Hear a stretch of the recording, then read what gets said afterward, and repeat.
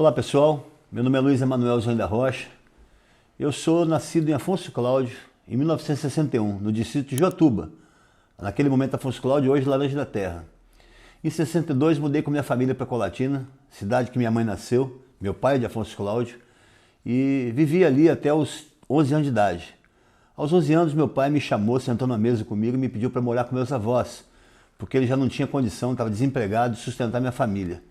E eu, naquele momento, fiquei chocado, porque todo filho, independente da situação que o pai e a mãe vivem, quer viver ao lado do pai e da mãe. Mas compreendi meu pai e, com o coração meio partido, fui viver com a minha família, a família dos meus avós em Afonso Cláudio. Meu avô, Manuel Rodrigues da Rocha, e minha querida avó, Maria Moura de Oliveira. Minha avó lavou roupa há 70 anos para o Hotel Custódia, Afonso Cláudio, para várias residências. E meu avô era um policial militar, um sergipano mirradinho, muito querido e que nunca deu um tiro em ninguém, né? Apesar de ser militar. E naquele momento agia como um delegado em Afonso Cláudio para cuidar da segurança das pessoas. Com meu avô e minha avó eu aprendi muita coisa. Aprendi a cortar lenha, para fazer comida no fogão a lenha, a usar a brasa para que a minha avó pudesse passar no ferro a brasa a roupa que ela lavava todos os dias para fora, a passar cera no assoalho para depois esfregar com escovão, para ter o direito que minha avó me assistia de poder jogar futebol depois das atividades do lar, né?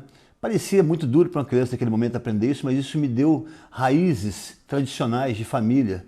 Minha avó me ensinou a rezar o terço, assistia a oração da Ave Maria todo dia às 6 horas da tarde na Rádio Aparecida, né? Me ensinou a rezar sobre o túmulo da minha bisavó no cemitério em Afonso Cláudio.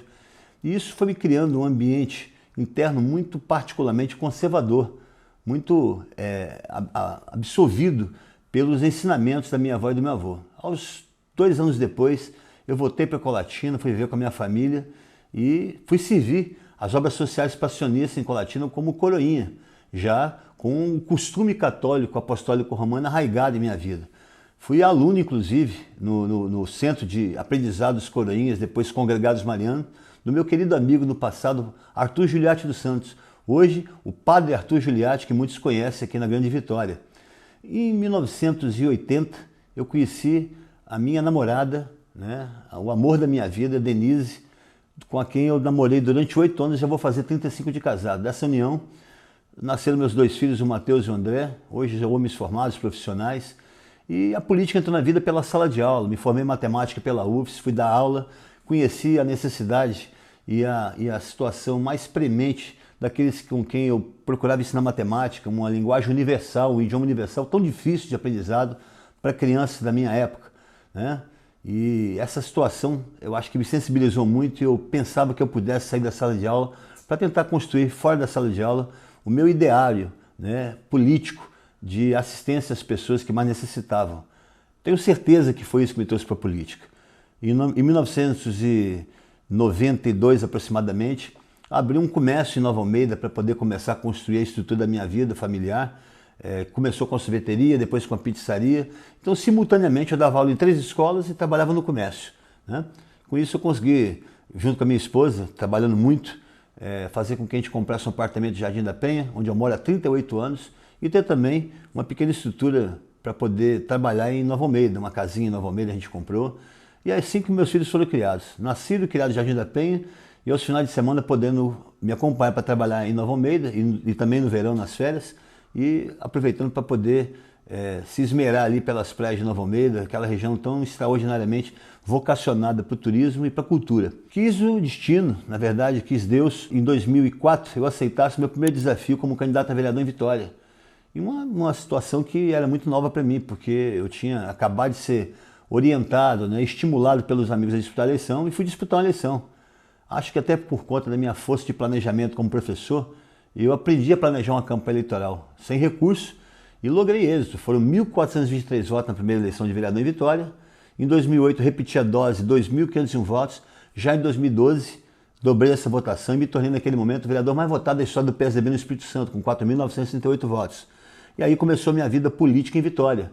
O mandato de vereador me oportunizou, por exemplo, trazer para a cidade de Vitória uma discussão que até então era uma discussão travada com muito preconceito.